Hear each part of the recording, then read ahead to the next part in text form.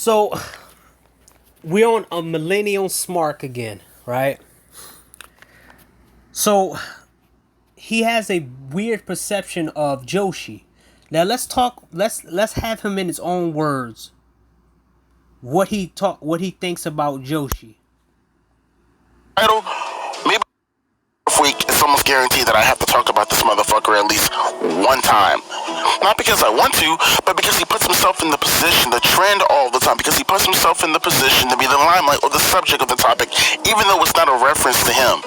That's Kenny Omega in the nutshell.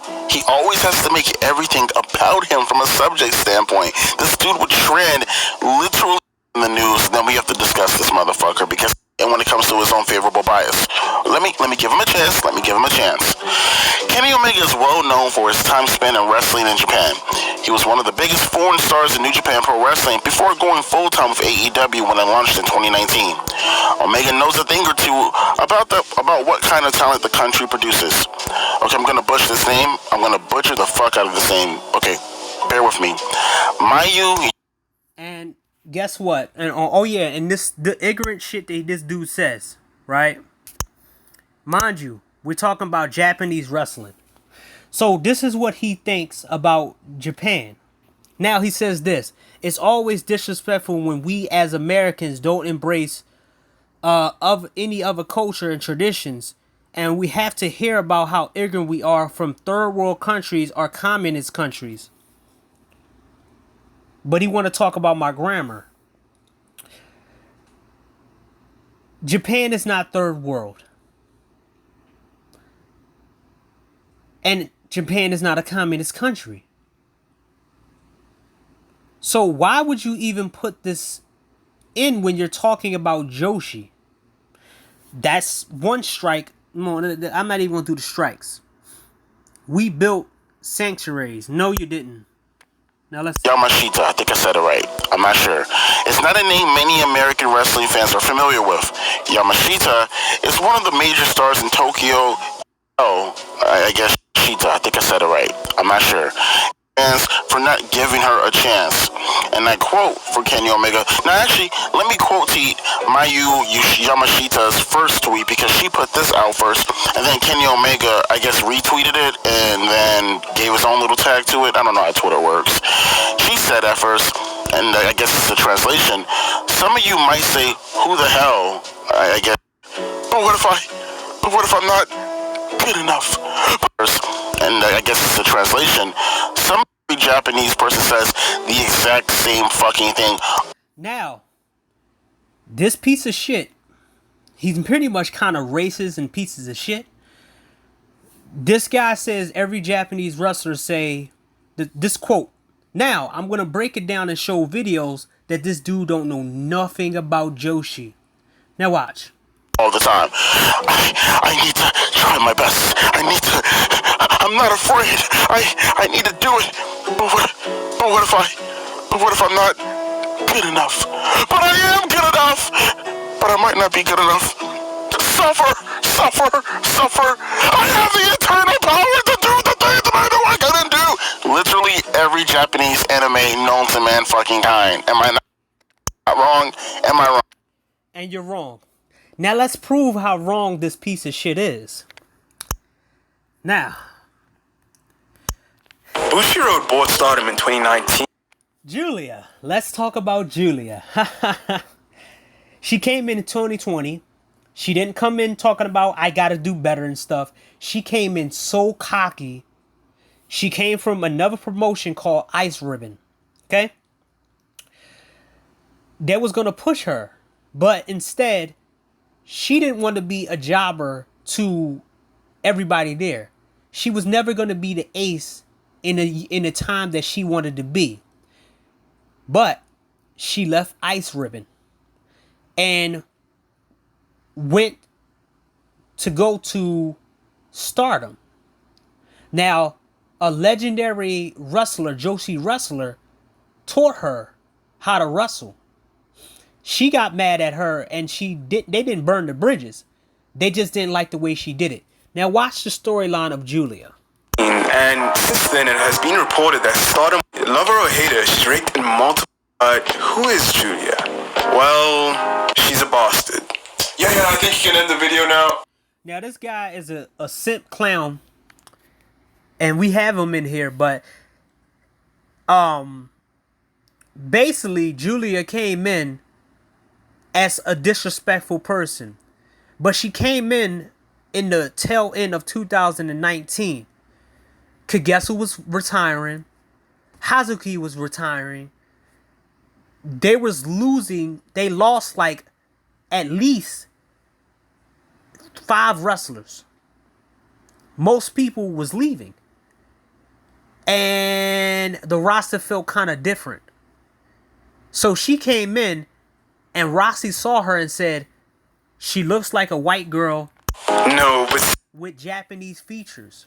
I can push her to the moon because she's very attractive and she will attract simps from America and people from her own country, which is Italy, and in Japan because she's different. Seriously, love her or hate her, she's raked in multiple. And mind you, better than any WWE superstar in ever. Her legendary feud with Tam of today's era. That's why I'm gonna say it. She did a hair versus hair match, and she was willing to cut her own hair to mess up her own beauty, and then she came back like a boss, rocking a G.I. Jane, and came back a lot tougher. But one of the best things about Julia is that she pissed off a lot of people in her past.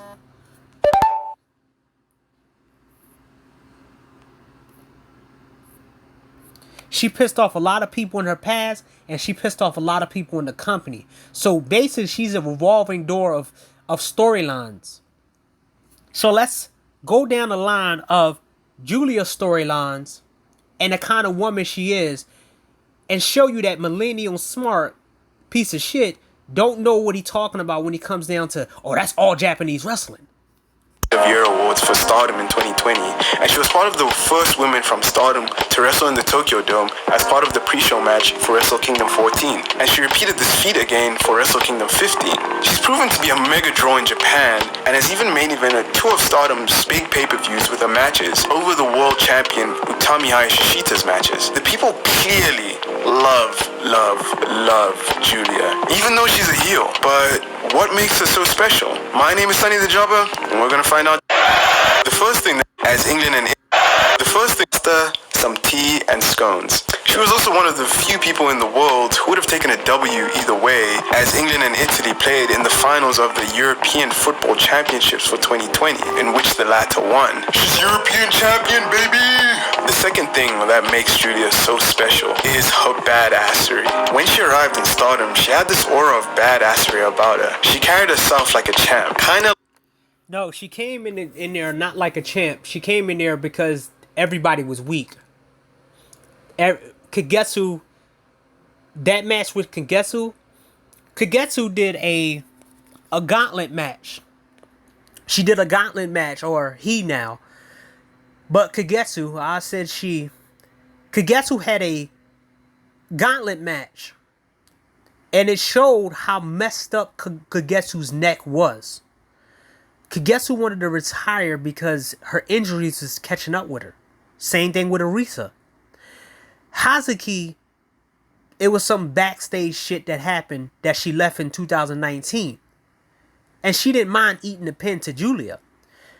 But Kagetsu would never lose to Julia. Because Kagetsu was top. They came in, they was promoting her to be a badass. But the fact is, it took a whole year of her hair being cut off for people to believe that Julia was a badass. She was awkward in the ring. She only had a few moves, which was a submission and a suplex that was kind of badly executed. But you see Rossi on his face because guess what? The promoter always sits at ringside watching every single talent to assess them to see if they're ready to be a upper card, a lower card, or stay in where they at. That's what makes Joshi better than American women wrestler, than your Bianca Belair. Like John and with the swagger that she was better than everybody else. Literally right after her debut match with Hazuki, Hana Kimura came out to the ring and she straight up spat in Julia's face. And this is why I said this guy's a clown. Because he's not telling the whole truth. There was a press conference when Julia first came to Stardom. And she came to Stardom and Hannah just came out of nowhere, was like, I'm only half girl in this promotion. You're not anything. Why are you here? And basically didn't like the fact that Julia was trying to take her spot. And they was about to fight each other. They had a little tussle at the event. Julia was playing the face at the time, because Hannah was a heel. She was in between. Hannah hated Julia because it was all about two girls seeing which one is better, being a half Japanese, and which one was going to be the face of the company. But Millennial Smart will say, I'm going to do this and do it. He's ignorant and he's disrespectful. And if somebody did that to black culture or people whatever he likes, he would get mad. But let's continue. And look at the look this sick person had on their face. Damn, son, spare me some spit. And after this, they brawled all the way to the outside of the arena. You don't usually see this happen often in wrestling. And this is why I said before, this guy's a clown as well. You don't see this a lot in Stardom. Hannah did a lot of firsts in Stardom. Hannah got disqualified multiple times in Stardom. And then eventually it started becoming a trend to being disqualified because they gave Hannah the reins to do certain things. Remember, Hannah was probably the first second generation wrestler to ever be in Stardom. She's the daughter of a hardcore veteran, a deathmatch veteran, and a woman that was praised a lot, and the woman that went head to head with Asuka and beat her ass multiple times. Wrestlers only usually go as far as the crowd. And bear in mind, this was the first time anybody had ever seen her really in action. Sometimes you see a wrestler for the first time and you know that there's something special. And this is why I said this guy's a clown again. Most people said her wrestling was absolutely trash. All she does is do big boots. She didn't have any type of counters. She's better now, because she's a lot tougher now. And she's been versing a lot of different a lot of people that just rang her fucking bell and beat her ass. And told her like, nah, you ain't that good like you think you are. And when she went through that, she got humbled. And when she first came into Stardom, the funny thing was, she knew she would get eaten alive. Because in Stardom, you need your own group or you need to join a group. She thought that she was better, which was a good storyline. But, you know, guys like Millennial Smart will say that I want to be better, whatever he was saying. Julia came in with a chip on her shoulder. And she didn't want to join anybody. She wanted everybody to join her. And everybody looked at her like, yeah, you're not nothing. She didn't want to lose. In Stardom, the best thing for an individual wrestler is for them to join a stable.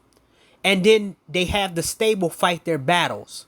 And the stable, if a stable go against another stable, it's not on that one person. That person doesn't take a loss. They'll take a pin, but they won't take a actual loss. It protects the individual and the leader in the group so they never get L's. Because if a person lose so much, they're not going to be good in Stardom, but they're not even going to be good in their own group. In the whole year, they booked Julia to go against her own group. She went against Micah. She went against Mahimi Poi. She went against Micah, Natspoi, Shiri, and Himeka, Tekla, Mirai. She went against every single body in her group, and she showed them that this is the reason why I'm the leader. I love that about that storytelling. I still don't like Julia to this day, but I will watch her matches because they did a good job booking her, and it will be interesting to watch her in matches because I know she got better, and I know the way they booked her, it's satisfying.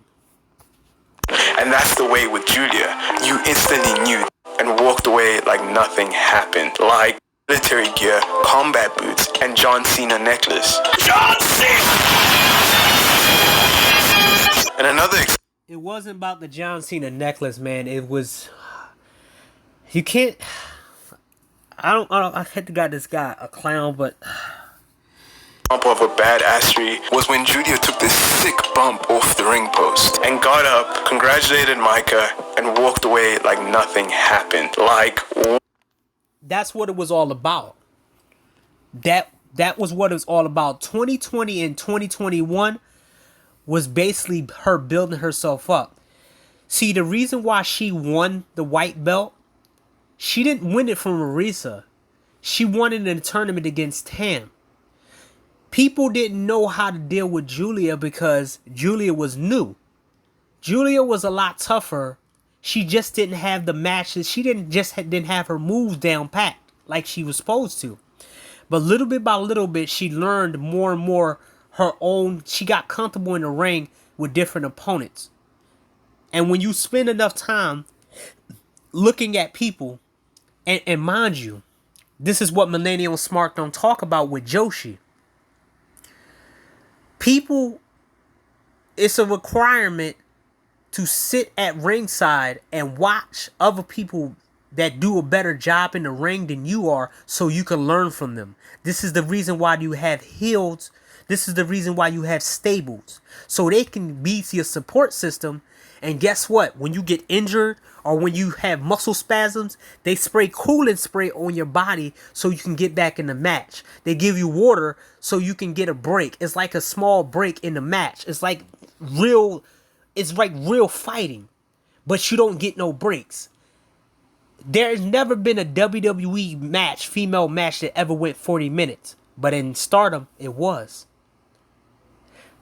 But for some reason, guys like Millennial Smart wouldn't say that shit, right? What? You're not even gonna sell it? Nani? Julia is just the embodiment of charisma, and everything she does has an element of badassery to it that you can't help but gravitate towards. The third aspect of what makes Julia so special is her in-ring work. And you could tell this dude's a clown. And I don't mean to call him that, but he is a clown because if you say her in-ring work, there's women in the ring that just outclass her, including Tam. She has no real good moves. All her offense are big boots. They just have a lot of power behind them because she learned how to execute them well. And basically she got stronger. She built her base to be kind of stronger, to keep up with everybody around her, because they got way better moves than her, which I'm going to showcase, but she can take them with the best now. Julia's in-ring work is impeccable, and she has cool moves like the Stealth Viper or the Glorious Driver, which is... The Glorious Driver, that Stealth Viper, there's been a whole bunch of people that countered it already. And she pretty much doesn't use it a lot because the best wrestlers, when she first came in, nobody knew how to go against it. But Tam pretty much, if you know how to weasel your way out of it and you use enough strength to get yourself to the rope, she won't be able to hold it on for too long. Beaten many opponents. One of her greatest matches have been with Hana Kimura. Her feud with Hana Kimura was the stuff of legends.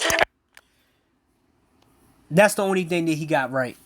It culminated in a brutal match in which Julia picked up the victory. And this match was... No, she didn't pick up the victory. It was a draw. See, this is why I told you about how clownish these dudes are. Let's see about Julia versus Hannah. Let's go. Now,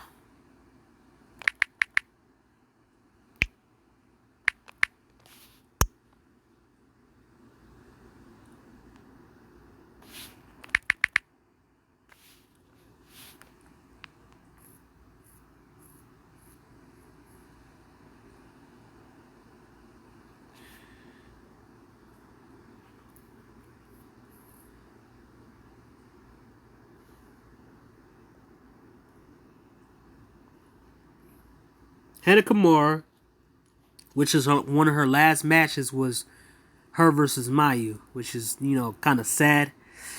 It was in 2019 at the end. It was a time limit draw. As I said, the guy is a clown. He's trying to make Julia better than she is. I saw the match. It was a draw. They couldn't have Julia beat Hannah because they was pushing Hannah. And they couldn't have Hannah beat Julia because they was pushing Julia. Woo, man.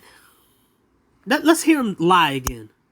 So intense and physical that even off the Julia opponents, one of her greatest matches have been with Hana Kimura. Her feud with Hana Kimura was the stuff of legends, and it culminated in a brutal match in which Julia picked up the victory. And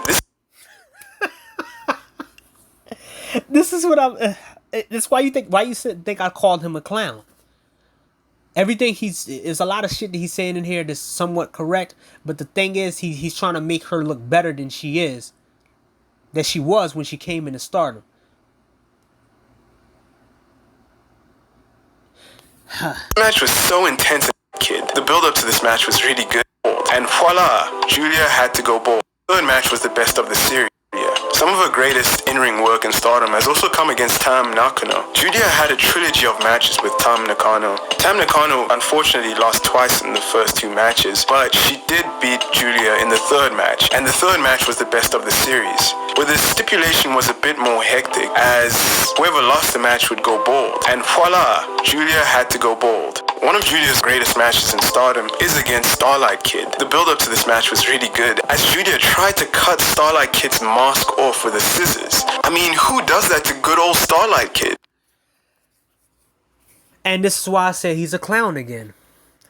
The first person who actually took off Starlight Kid's mask was Hana Kimura. Oh man, this is why I don't like this. This is why I hate sometimes some of these people, because they always put out falsities. She was the first person to take Starlight Kid's mask off. She even called her Lolly mask, and her and Starlight Kid had a little mini feud going on, and she was like, "I don't even want to be with a ring with you. You're a kid, and you're weaker than me." And she kept calling her Lolly Kid, and she's like, "I'm gonna stop you, Hana Kimura. I'm gonna stop you." She even had a match. Hannah, basically, they was building Julia and Hannah as these top foreigners. I mean, these top half of women that didn't have the respect the rules of being Japanese, but they could be something else, which was good booking. Hannah came in and had feuds with everybody. She had feuds with Natsuko Tora that she called her short and flumpy because she's unattractive and Hannah's more attractive than her. In one match against Natsuko Tora, it was Natsuko Tora, it was Team Jan against Naso Samiri,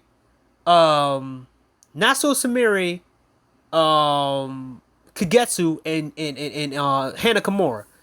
Natsuko Tora started off with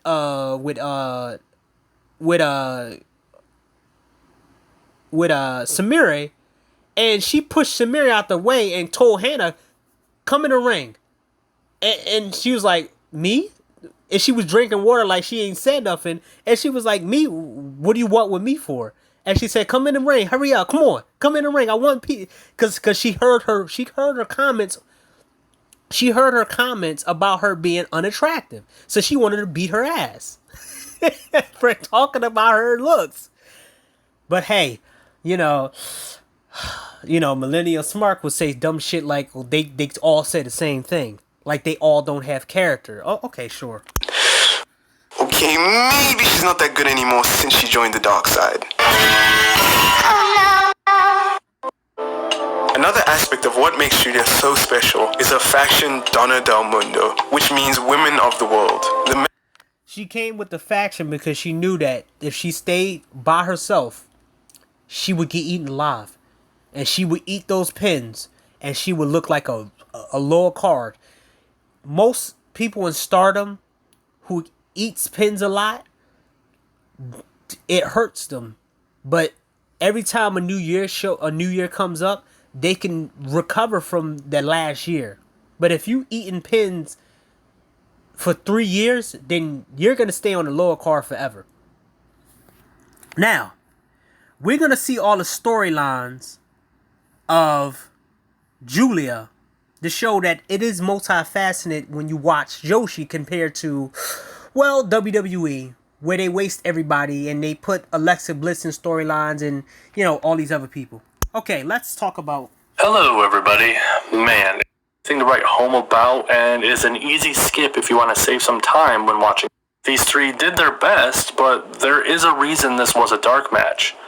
Lady C pins Hina after whatever this move is. I haven't really been keeping up with what the moves are. Intensity from Waka, as I'm Takagi. She seemed very determined, though. Some highlights would include this awesome slam by Waka. Seems pretty unique, and I don't remember seeing it before. So Waka, when she came into Stardom, she was small, and she declared that she wanted to join a faction. Her and Lady C was having a tag team because Lady C and Waka didn't have a stable. Nobody was wanting them in their stable. Lady C was losing left and right, even though she the tallest woman on the roster. Waka declared at a press conference that she wanted to join Cosmic Angels. And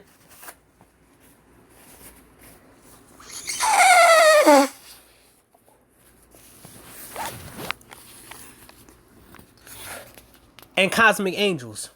And Tam and the rest of Cosmic Angels want to guide Waka to her first win. Waka wants to be just like Unagi, Mina, and like Tam. But she wants to be like Unagi and Mina, because when they came in, they was losing left and right. She wants to get her first win. She's been losing left and right. And she's an underdog. But she tries really hard. This is what you call caring about a wrestler, even though they're a loser. Not that Sami Zayn bullshit where you're a background player. She put in the work. She got better in the ring. And it's adorable when she just come in the ring and just be aggressive. And she pulls off some great kind of moves in there. She's improving. Waka with the hammerlock suplex, and Hannon with her bicycle leg drop move. I don't really know how else to describe it, but I am a big fan. Hannon defends her title for the 8th time, and we see a sweet moment here where Hannon and Waka kind of hug it out after the match. You gotta love inter-faction camaraderie. This match was much better than the dark match. I'm glad to see Waka has improved so much since the last time I watched. I didn't really have too much faith in her that her potential was going to be too high, but based on this match alone, I feel like she is definitely kind of convinced me otherwise.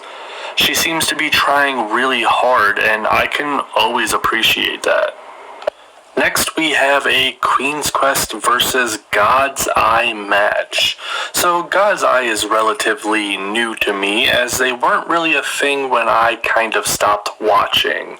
I heard about it, but I haven't seen too much of the new edition, Amisore. The match starts out with Miyu Amasaki jumping God's Eye. I feel like Miyu is a good addition to Queen's Quest, but I'm not so sure of her potential without seeing more. There is a pretty intense moment early on when God's Eye gets the upper hand back from the jump and does like a duo slap barrage on Miyu. They were not holding back. Ami hits Utami with a pretty cool clothesline here when she does a kind of Bobby Lashley roll with it. Miyu hits Mirai with a pretty cool move, but I don't like how much of it is so obviously relying on the opponent. And in Stardom, unlike WWE, what Millennial Smart don't talk about is that you have to earn your finishers. And you have to use beginning moves that the opponent have to take. And if they will tell Rossi if you can execute that move the perfect way. She almost hurt Rena, who's 15 years old, in a match. And Rena was like, I'm okay, blah, blah, blah. And pretty much she wasn't on the... She didn't have a match for like...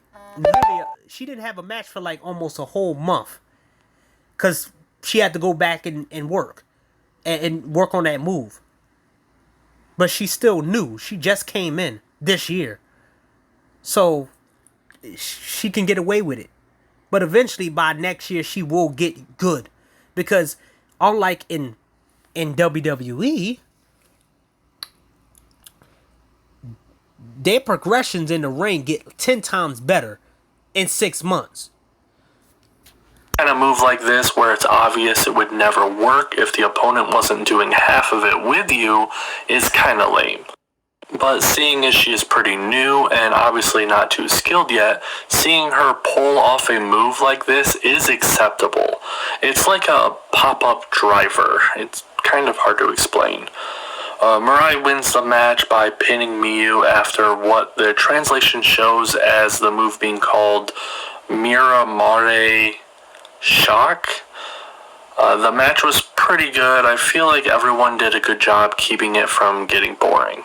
This next match has a lot of people in it. It's a Odotai versus Stars, Fukigen Death, Rina Ruka, and Saki Kashima. Now, Fukigen Death is a 46-year-old woman who plays a character. But she's a freelancer. She's not locked to a contract in Stardom. Stardom pays her to come in and make other wrestlers look good. But in other promotions, she's a champion. See, unlike WWE, when they talk about how people are independent contractors, but they lock you into WWE and they only let you wrestle in WWE, in Japan and in other promotions, you get to be a champion other places. And you get to be a better champion in other places. She plays that role well to build younger talent, but she also is at top of promotions. Of other promotions. Versus Hazuki Tai has been knocked down to filler. This was a... Save more with Metro by T-Mobile so you can enjoy more adventures no matter what gets thrown at you. Get more choices with the largest selection of free 5G phones and prepaid from brands you love, like Samsung. With more 5G coverage... Be bleh, because Komomo wasn't exactly the greatest the last time I watched Stardom. I was pleasantly surprised to find that she actually stepped up quite a bit in this and really made the match memorable. Starting with the highlights, we have Momokogo messing up trying to climb the turnbuckle. And mind you, Momokoko, I did the Miyu. She's new. She came in last year. Last year. And she already doing more advanced moves than Alexa Bliss or Dana Brooke or Tamina Stucker, who've been in the company for almost 10 years. But you want to talk shit about Joshi, huh? During the opening high-speed sequence. Then we have Momokogo doing a pretty cool arm drag here, showing elements of a tilt-a-whirl, kind of like Azumi likes doing. Azumi does a pretty awesome climb up the turnbuckle to then do a springboard dropkick while holding Momo's arm the whole time. It was just awesome to see. Next we have a couple pretty intense 619 moves by Kogo in this match. Kogo uses it to knock Azumi off the corner, then later uses it to hit Azumi, who is leaning on the apron on the outside. Then finally she uses the movement to transition into a DDT, which I've got to admit is one of the coolest things. You have somebody who been wrestling for under a year pulling off maneuvers like this without hurting the opponent. But Joshi is all the same. They all just the same. This is what Millennial Smart talks about in these fucking WWE marks, to have people watching the same matches over and over and over again, and then say, well, I hope they give us a good storyline, compelling storyline I've ever seen. Azumi would end up getting the win here, though, with a submission move. The translation is coming out to numero uno. The good times don't last long, though, as Rina comes out and attacks Azumi to challenge for the next title. Azumi, of course, accepts. Next, we have the best match of the night, in my opinion. It had great wrestling and this is what transitioned to Julia. Now, I'm going to show you all the stuff that happened with Tam. This all started because, idiots like Millennial Smart will say that Joshi is all the same. But this all started in 2021 when Julia got beaten for her white belt and got her hair shaved off. And she brung in somebody who didn't like Tam either. So Julia recruited somebody who didn't like Tam. So it's two people who didn't like Tam. Also, in the stable that most of us didn't know until they put it out there, is that Della Del Mundo, members in Della Del Mundo know people in Cosmic Angels. Mina and Himika know each other because they wrestled in the same company in ACT. And they even had a promise ring not a promise ring, they had a ring to solidify their wrestling that they will always keep. But they didn't expose it till they actually had a match with each other. What's her name? Who got her name? I don't really like her either. The girl with the short hair betrayed Cosmic Angels the beginning of this year. And it hurt Cosmic Angels, and they been going back and forth. Cosmic Angel and DDM been going back and forth. And this all stems from Julia basically convincing Mirai, here, that's her name, Mirai, to come to Cosmic Angel, come to DDM because she won't be anything in Cosmic Angels. She will be something when she goes to DDM. Guess what happened? Soon as Mirai went into DDM, she started becoming more aggressive. She didn't get better in the ring like that, but it showed the story that Julia was in her head and showed her a different way of fighting and showed her that she had to be more aggressive in the ring and not fight like Cosmic Angel, but fight like DDM. This was the combination of all of this feud with each other. Her and Tam. Tam is the leader of Cosmic Angels, and Julia is the leader of DDM. And this all stems from Nasboy, somebody who don't like Tam, who's jealous of Tam, who had a 2-match series with Tam. Tam beat her ass in that cage. It was a cage match between Tam and Natsupoi. And then they had a second match after that match where Natsupoi gave it her all and beat Tam finally. But then said, I'm not done yet. My group gonna beat your group. But guess what happened? I thought Millennial Smart said that it's just whatever he said.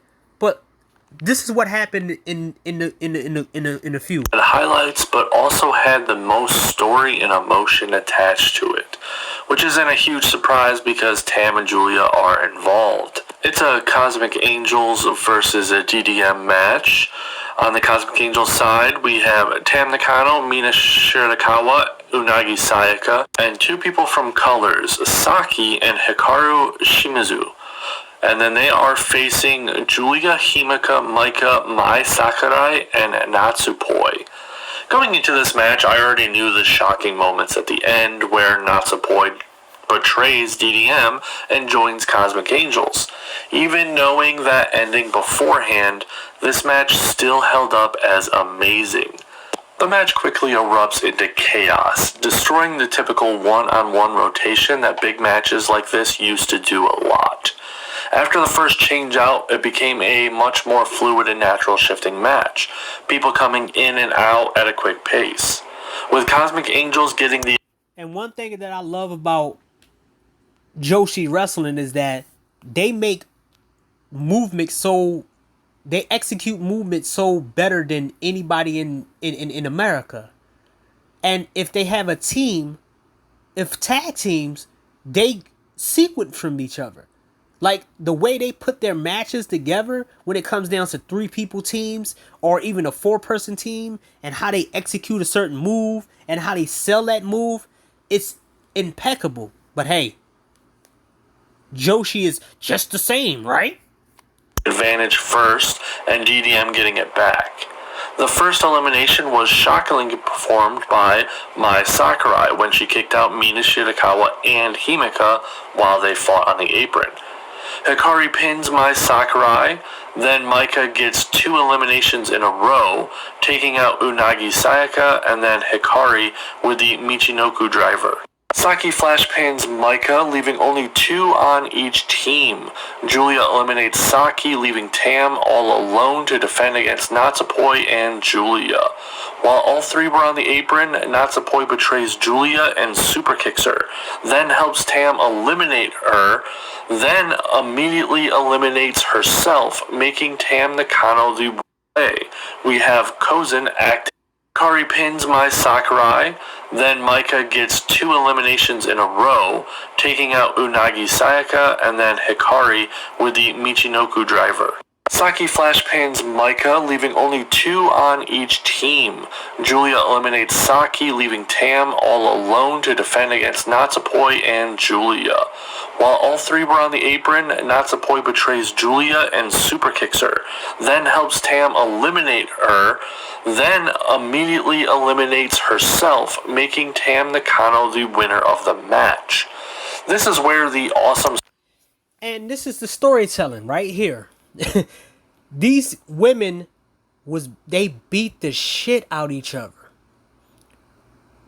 But she had the realization that she was on the wrong team. That like I was going against Tam I was going against Tam to know that I can beat her. I felt like it told a story. I only wanted to beat you so I know I can surpass you. But I'd rather be on your side than against you because I know what you're capable of and I know what I'm capable of. And guess how the story told?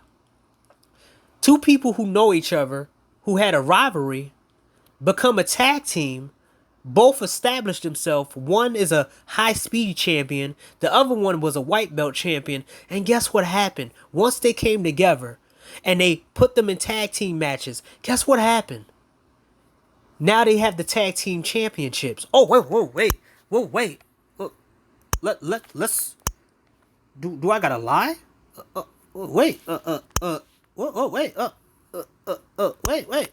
Oh, wait. Cosmic Angels, Natsupoi, and Tam Nakano. Woo! That's real storytelling. Not the bullshit you get in with one fucking tribal chief bullshit.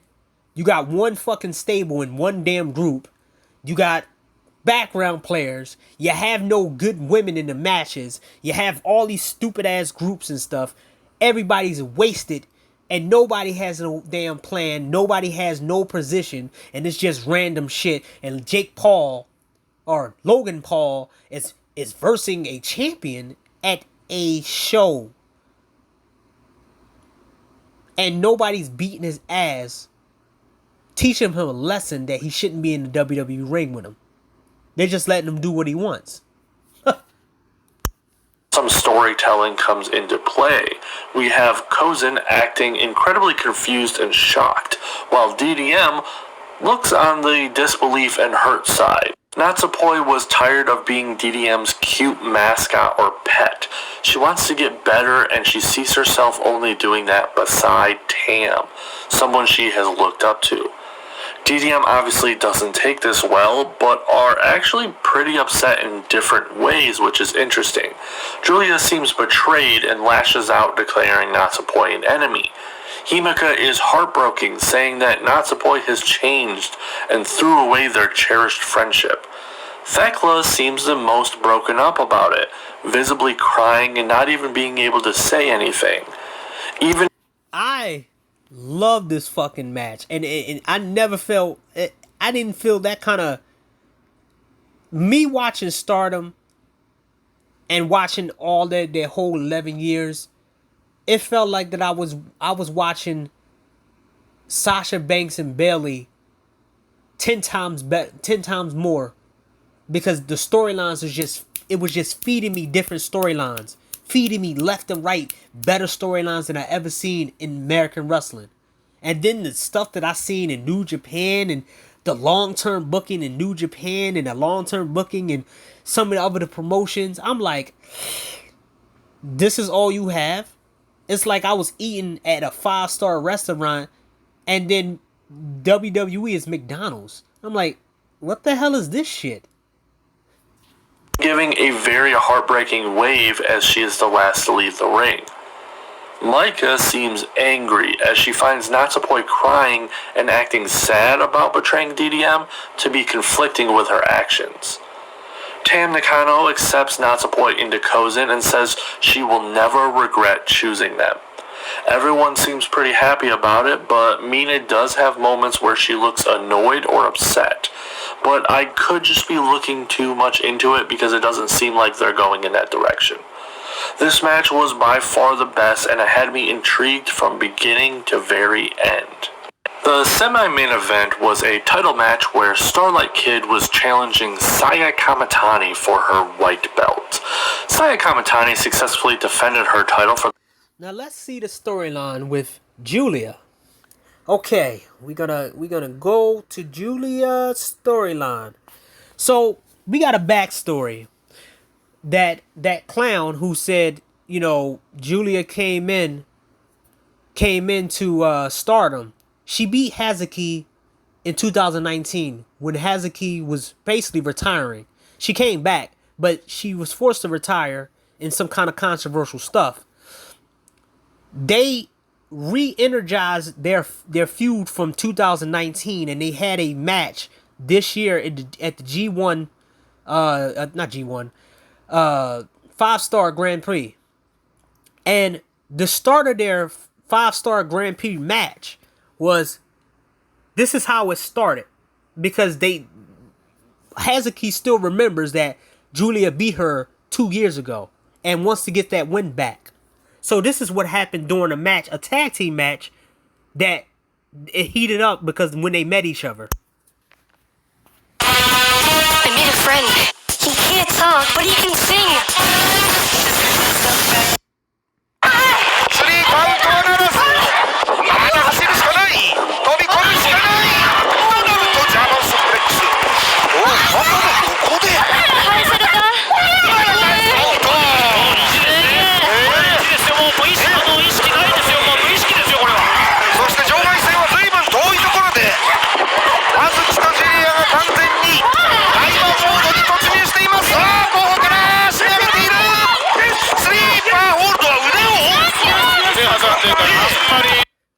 you, she left Hazuki left her tag team partner to go brawl to start up a whole type of feud with Julia, and Julia did the same thing to her partner. So they're not good tag team partners.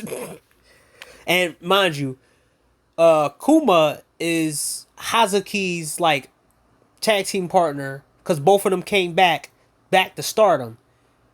Kuma came back after 6 years of leaving Stardom, and Hazuki came back after leaving the year. And Sakurai is pretty much Julia's understudy.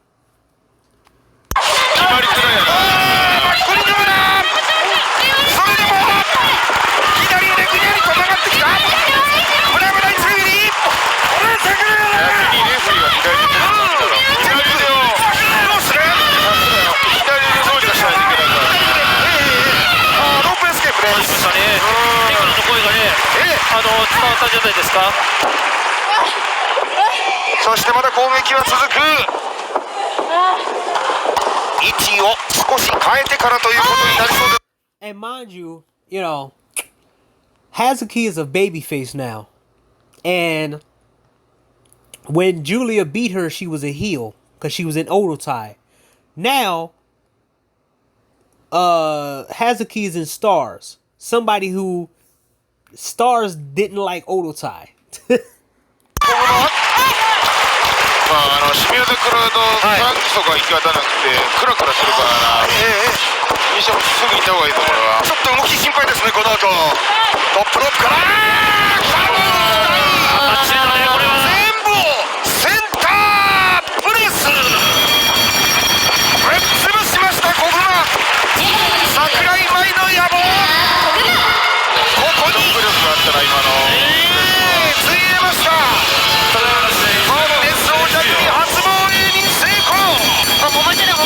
やってるまだまだ終わりません。アグレッシブスイング、15分11秒という結末ですが、どんな風に映ったんですか。桜井頑張ってましたね。すごくなんか個人にいた時とは考えられないくらい頼もしくなってるんじゃないでしょうか。まあでもね、ジュリアは葉月に集中しすぎたかなっていうのはまあ消えませんでしたね。もっとやったらいやなんかタッグなんだけど、ジュリアと葉月やるか。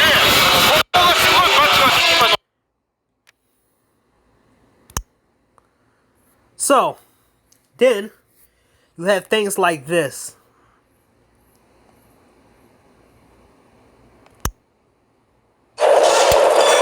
Customize and save with Liberty Mutual.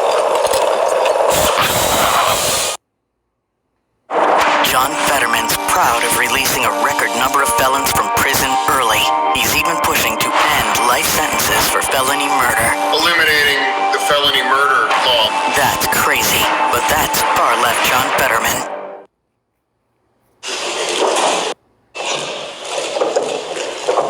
So Julia pretty much manipulated Sakurai to go to her team and convinced her that being on Tamsin, she was never going to win anything. And if she joined her, she'll be a better person. So this was the start of their feud. Both of them have a unit and they start just going at each other and having unit matches. That was to protect all of the single stars in that unit. It protects them from losing and it protects them from ever being buried. So here's the story between how Julia took Sakurai from Cosmic Angels. Sakurai! 久しぶりだな。お前が復帰すんの待ってたよ。おめでとう。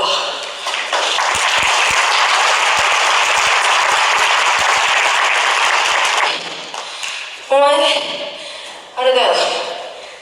聞いたことあったんだ。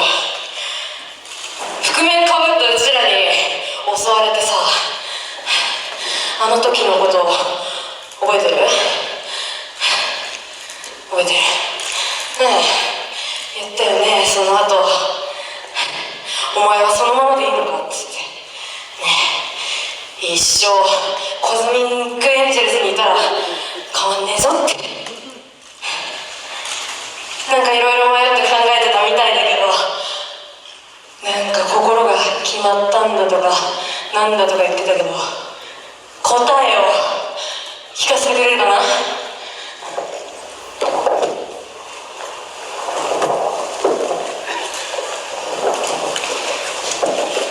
ジュリアさん、覚えています。代々木体育館で覆面をかぶって私を襲ったのはジュリアさんでした。あの時リングの上で私に DDM に来ないかって言ってくれましたよね。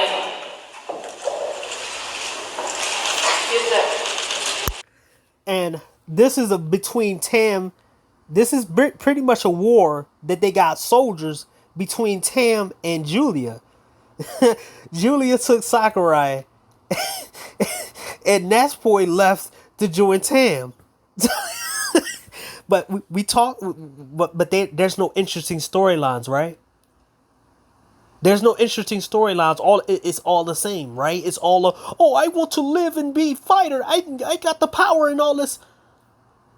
This is what happens when you got a ignorant person like a millennial smart saying shit about Joshi and don't know shit what he's talking about.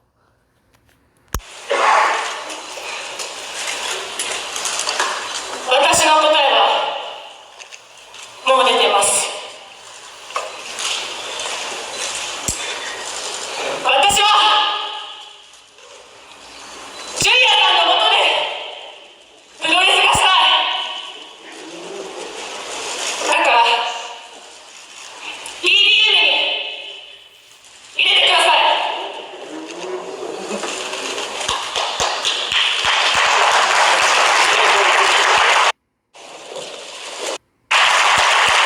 プロレスに入れたくてスターダムに来たんだよ。わかんねえのかよ。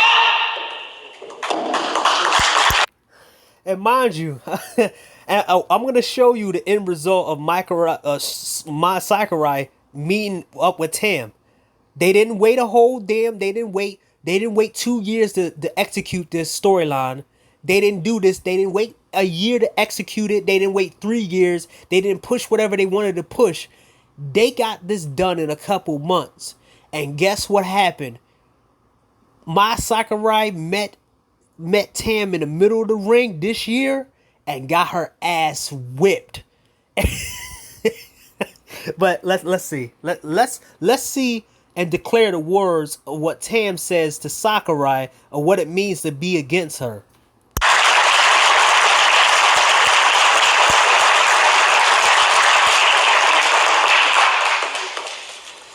一つ言わせてもらうけど、あんたらだってダンス踊ってんじゃねえか。まあ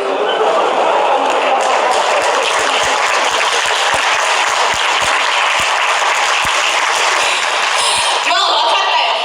あんたたち二人が裏でつながってたってことはよーく分かった。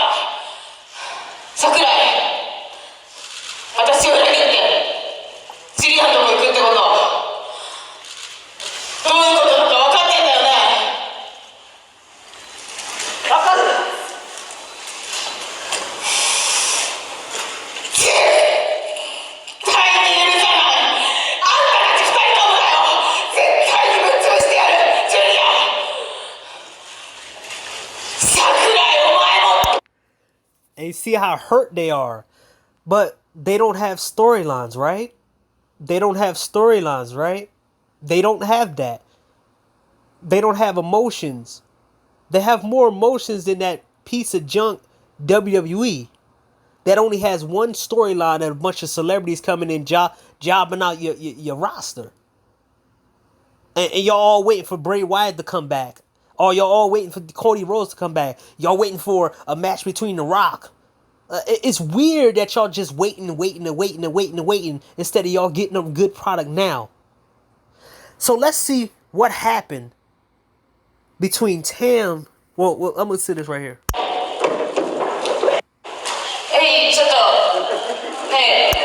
And you see how hurt they are, and basically show that they're a unit, they're a family, they care about each other, and they welcome her because she wanted to come into Cosmic Angel just to betray him. But guess what happens? The winds have shifted. To secure her claims, you put your children to the sword.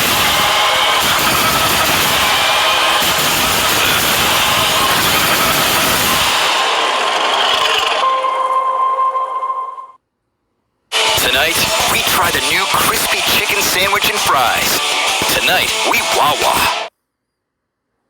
Whoa! Hey, you. So, Mariah, interesting about this. Medic.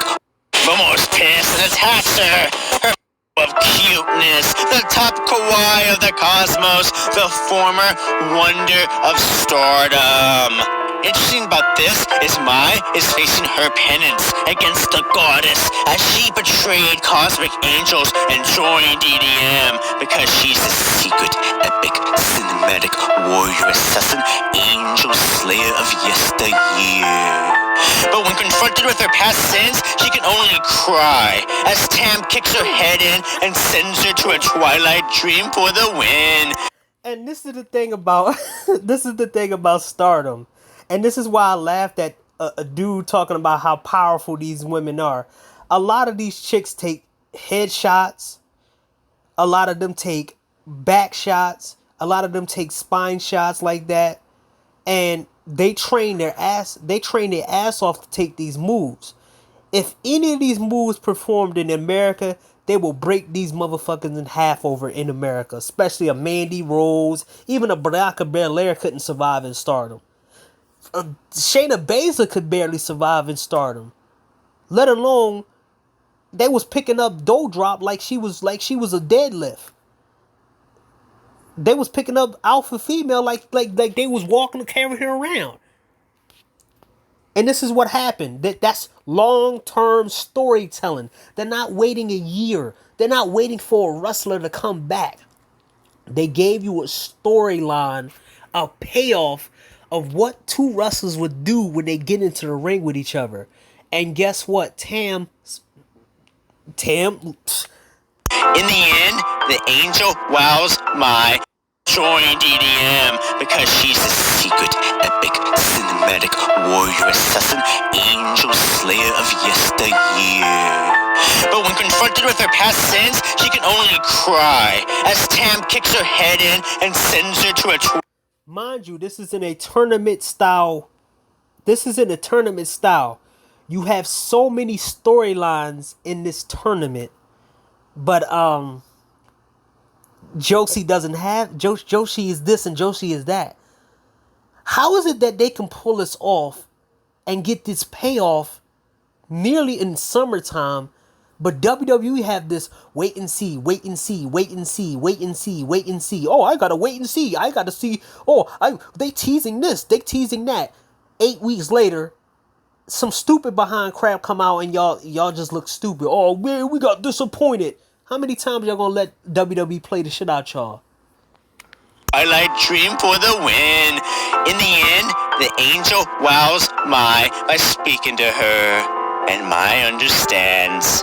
Tam with 6 points, but really is undefeated in cuteness.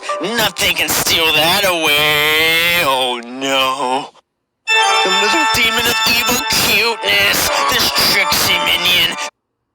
Amazing with 10 points, and a win will really separate her from the pack as the clapping Lady C champions her compatriot. Serious stakes for both. Azumi doesn't try to speed run through and takes it traditionally with Maika, which is in Maika's favor. The strong girl utilizing her power, but Azumi utilizing her dexterity, but Maika too strong. Watch out, Azumi. She's under the impression that she's gonna win this match. So Azumi ties her up, attacks the arm, hitting La Mystica and stretching the arms again. But Maika doesn't need arms to lift. Need a lift, girl? Azumi with a little spin, and once again the arm. Maika screaming now. She barely makes it. She leaps again, but Maika's still strong enough to take her down. I told you, Azumi. Maika is aware that And this is the one thing that I love about Stardom is that they tell an in-ring story about how good a person is based off their past matches and based off the matches they had with better opponents. Azumi is a speed wrestler, but she got better because her moves got more power and more impact. That's why she could face a lot of bigger opponents. She versed against the top person in the promotion and lost, but that loss showed that she can be able to tolerate more pain against bigger opponents, and it tells it in this match. But Micah is Micah is very, very good in the ring. He's super strong today, but that arm is hurting. Thus, Azumi leaps until she can't anymore and lands on Micah. But Azumi makes a mistake of going for her C4 and is punished. But Micah is caught in La Mystica again. But instead of going for a fourth attempt on the arm, she hits Azumi Sushi. But no! Azumi tries again, but spinning clothesline. And Micah hits a vicious Michinoku driver for the win. Good win for Micah. Well earned 8 points. This win helps everyone on the red block. Good job, Micah. Next is the ultra tough Koguma. She has to be serious because she's taking on the luckiest person in the world, Shuri, World of Stardom champion, and looking to catch up on the rankings with a win. And Koguma offers her hand. But Shuri has been through this with Kashima, but Koguma is nice, really nice. Too nice. The arrow she tries, but Shuri blocks it. But Koguma runs outside and is like... So Shuri chases her, and she's running. Koguma runs. Run, Koguma. Tire her out. But Shuri catches her. But Koguma jumps on her, and oh no! She's gonna make her give herself the bear. But Shuri's like, I've already been fooled enough. So Koguma responds with a bear mission. And... Oh, Shuri. She's... Oh dear. Shuri is pissed. You may have just glitched her into second phase, Koguma. So she apologizes, and it's like, but I'm a bear. So Shuri attacks, and Koguma surprised with a multiple pin. And they got a comedy wrestler. This is what how you utilize a so-called undercard wrestler. Koguma, without Hazuki as her tag team partner, she is a lower card wrestler. Pretty much mid-card. And it makes her, it utilize her in every match that she in because she does a gimmick where she does a bear. And people have to react to her and make sure they control the crowd. And if people do the wrong thing to Koguma, then people won't like the wrestler that's going against her. Attempts before the final boss lands a kick, and then another. Tell her, DJ Khaled. Another one. Koguma doesn't want another one, but Shuri gives it anyways. So Koguma responds by wanting to damage Shuri greatly. So how about a massage? The oh so serious Koguma with the cutest stinger splash. She tries for a splash, but misses, and she cries in terror for she knows the kicks are coming. But Koguma is a secret badass, taking the arm damage and strikes. She counters Shuri's offense with a Kuma roll, but no, she Germans, but Shuri is the fighter and counterattacks. Shuri goes for the finish, but Koguma ducks and rolls her up. Nope, she rolls around and around with a Kuma roll, and oh my god, she wins! Strategy by playing Saya's game. Over and over. It goes for the star. Good match. Oh. No, Saya rolls through it and lifts Hazuki. And mind you, Saya only been wrestling for 3 years and she already this good. Compared to anybody on the so-called roster in WWE, the so-called best company in the world, right? For a 2 count! What a match! As Saya goes for the Star Crusher, but Hazuki rolls up. No, they exchange kicks back and forth. Saya in control, but Hazuki is not a lot of the tournament. Julia smiles. This is not... She knows she pissed off Julia. In the last show, Julia did this. This is Natsupoi's chance to show her former leader that she never needed her, that her ambitious action got in her face. A lot of the tournament left. Now, the final match of this recap, the real main event featuring Julia. Not only in this one night, you had Tam getting her revenge for somebody leaving her group, Julia gets her revenge for somebody leaving her group. This is not even a pay-per-view. So in the joshi world, we eating good over here by getting all this high level payoff content and investment, while WWE is, like I said, waiting for Cody Rhodes, waiting for Bray Wyatt, waiting for this and waiting for that, and waiting for this and waiting for that, and waiting for this and waiting for that. Who has been wrestling well this whole tournament. She has to keep her composure though, as she faces her former pet fairy, Natsupoi. The newest member of Cosmic Angels, Natsupoi, comes out with the fear of God in her face as she knows she pissed off Julia. In the last show, Julia did this. This is Natsupoi's chance to show her former leader that she never needed her, that her ambitious actions were right, and Julia, of all people, sees her as selfish, despite that being the core of Julia's character. Self-centered, ambitious, but powerful and confident. Julia has the skills to be at the top, and this is the payoff that we fans of Joshi gets. They don't wait for anybody.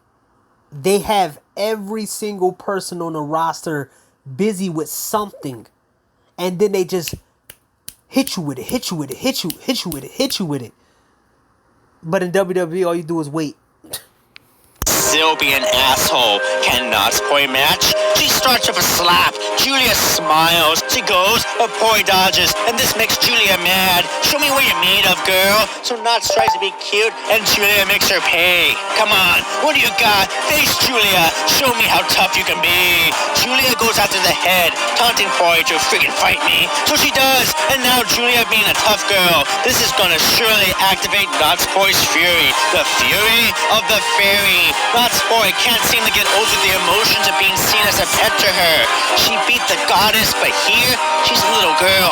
No! She turns into Brock Poi. Natsupoi doing the style she's comfortable in. But Julia doesn't want to wrestle like that. She wants to fight. Fight me, Natsupoi. Fight me, girl. Poi tries, but again, is reverted back a whole year until she finds that passion.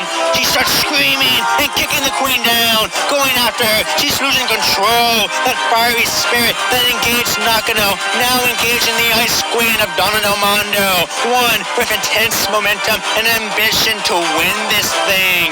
Julia starting to remember this. She has to win, not to punish Poi, but win. But Poi is bringing it now. Kick, rock. And this is what I'm talking about. Like, this is what I'm saying. They can go from 1 to 0 in just 5 minutes. The match can be regular, normal, and then it can go to like high level in an instant where them hits get harder. You start hearing smacks and punches and shit, and it's like, whoa, what the fuck? Oh my god! And you start seeing how red they face get, and they smacking each other real smacks. But you talking shit about Joshi, like these women, like they will destroy most American wrestlers. Poi, and then she attempts her gift, but no, Julia doesn't want her presence and topples her down with her perfect butterfly suplex rolled over into her perfect falcon arrow. But Poi on fire. Julia brings her down again, attacking the head hard and kneeing the crap out of her face. But again, very angry, and again Julia pissed. She lifts her up, stares her former friend in the face, and punches her. And for the first time in a tournament, she hits her glorious driver for the victory and 8 points. She tried to bring the fight out of Natsupoi, but perhaps Poi could never bring herself to that level out of the emotion and trauma she feels she was put through for a year. It was Julia who needed to keep her composure and keep winning, but instead, Natsupoi lost what made her beat Tam, and Julia decisively beat her. Afterward, Tam And the two women who betrayed their own opposite group are fighting each other, and the leaders are going looking at each other like, "Hey, I don't want to don't." Comes in and defends her honor, and Julia is still pissed at her. They leave, and it's clear. And look, and this is the shit that we're talking about, but WWE doesn't have it. That means you got one storyline, a bunch of storylines that's weak as shit, but you got a big storyline like this between two groups. But you got the one group is Tribal Chief, and the other group is a emo squad. Now, Julia just don't have beef with Tam. she has beef with an entire group of deathmatch females. Let's talk about this one. So her group has a basically an ongoing feud with Cosmic Angels, but it's a group called Prominent that came in to Stardom just to fight her, and she has someone who is a really good ass wrestler, deathmatch wrestler, who is a good wrestler in general, and she only 19 years old, who want to take Julia's head off. Here we go. The live sports, news, and entertainment you love for less. Visit sling.com to learn more.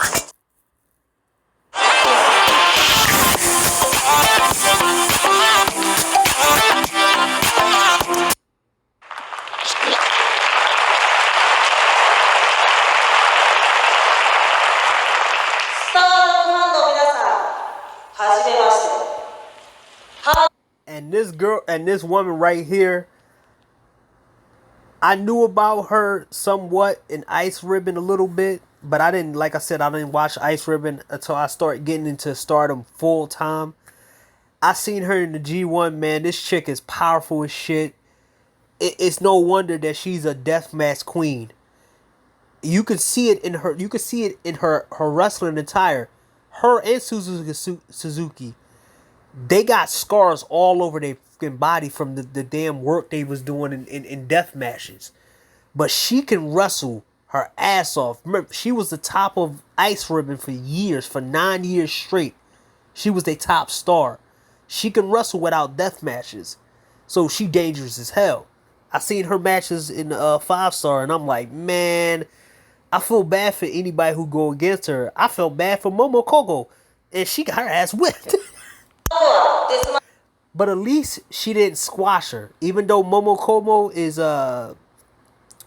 a rookie, she at least has some type of offense to show that she has progression. She didn't completely beat her ass, but she did beat her. 女子プロレスユニットプロミネンスです。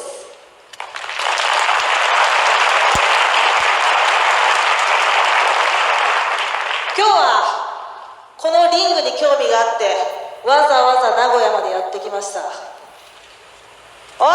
ジュリア、聞いてんだろ、出てこいや。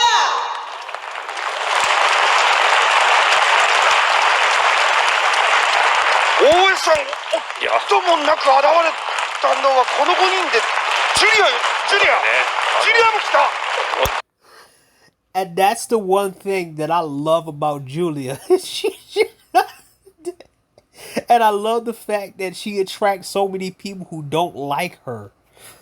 And the fact is, she attracts some of the worst people. Tam Nakano used to be in death matches too in the beginning of her career. It's like she attracted so many people that want to whip her ass.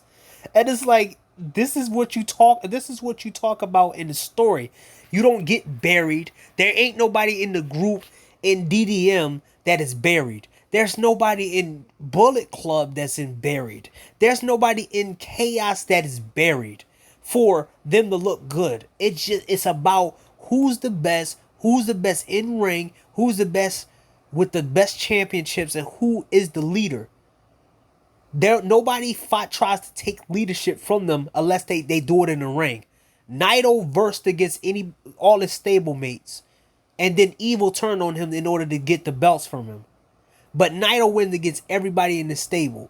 Same thing with everybody in their stables. Everybody go against people in their stables. But your boy Roman Reigns is a part-time champion, and y'all call that compelling stories? プロレスのねやり口としては非常にこれアピールできるタイミングでもありますよね。ここはねこういう時今まで歴史上でもいろんな方たちがこういうこと男子も女子も含めてありましたけども、はい、ものすごいアピールですよ。ジュリア来ましたね。来ましたね。ちょっと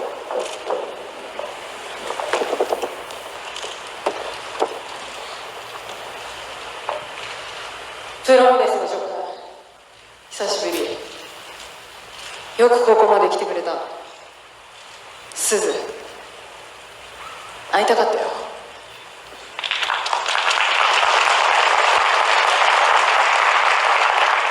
一つ聞きたいんだけど、あんたたちはプロレスでハッピーじゃなかったの？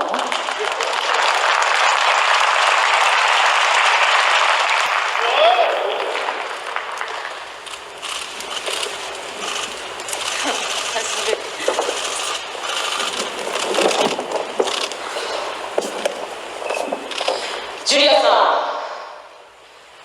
ん、いや、ジュリア、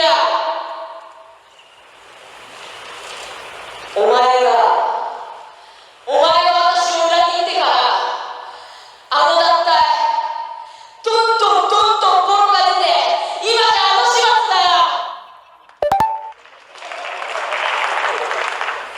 私はお前のことを信じてたのに、お前のことを信じてたのに、私にどんだけ迷惑かけたか分かってんのかこの野郎。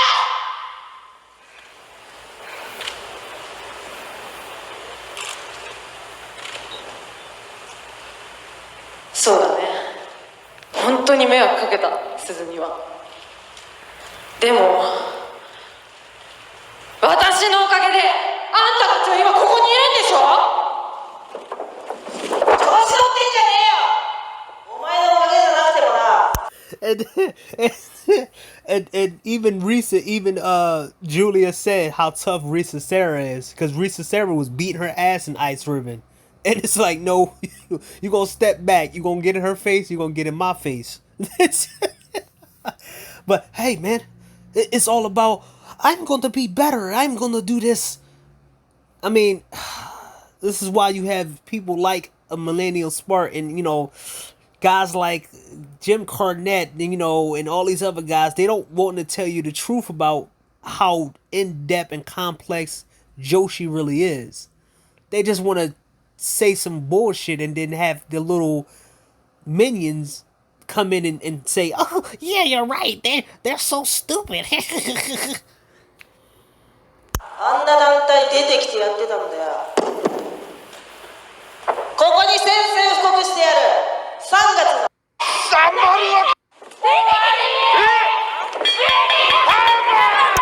And this is what happened when you piss off somebody from another promotion and they come to your promotion and say, yo, I'm gonna fuck you up, about to hit you with a hammer. And lucky she has her own group. And then her own group, this is what we talk about, gang warfare. Her own group came in to save her.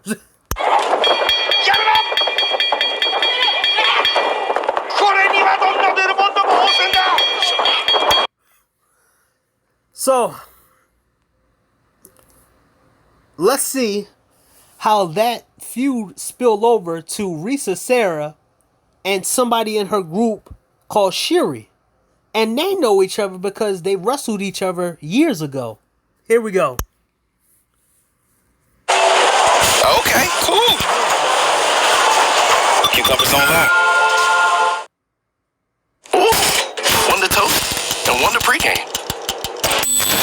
Crazy good.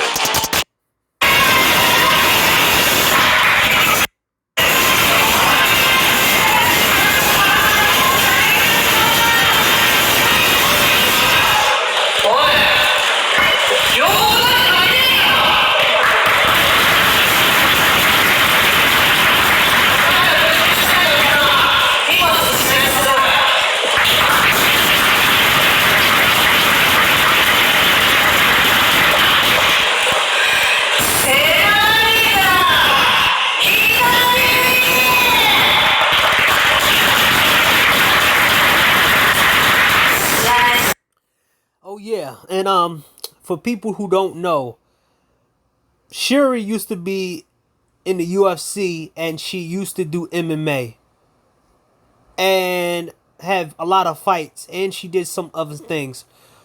There's many people in Stardom who used to stuff. Arisa used to be a shoot boxer that even on YouTube you can find her name, and she has multiple fights on YouTube. So Joshi, most Joshis used to be high level athletes. There's people who used to be Olympic level swimmers. But yeah, in WWE, the Bella Twins comes and beat people. All you have is what, Ronda Rousey and Shayna Baszler to legitimize what, them being jobbed out.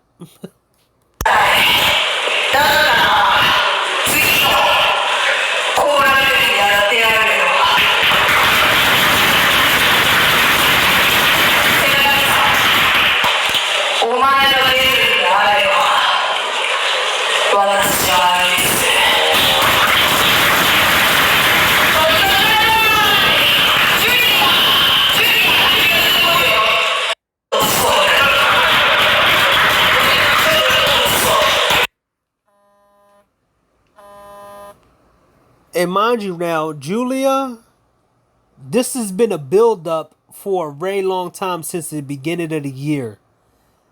Julia and Suzu is going to meet at the finals of the G1, the 5-star Grand Prix. That shit's going to be wild. We're having multiple storylines in a damn tournament. While WWE don't have shit, and it's a $1 billion company who got all this production. They can't even put together storylines. Oh my god. But you dumb motherfuckers like a millennial smark, and you idiots talking about compelling storylines. How so?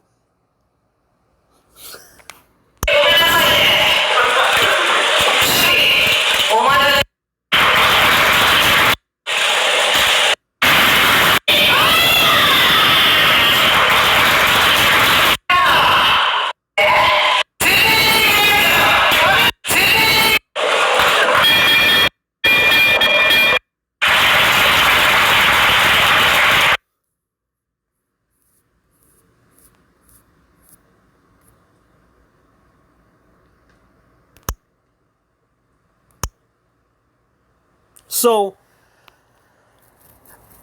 exposing the ignorance of a WWE Mark about Joshi.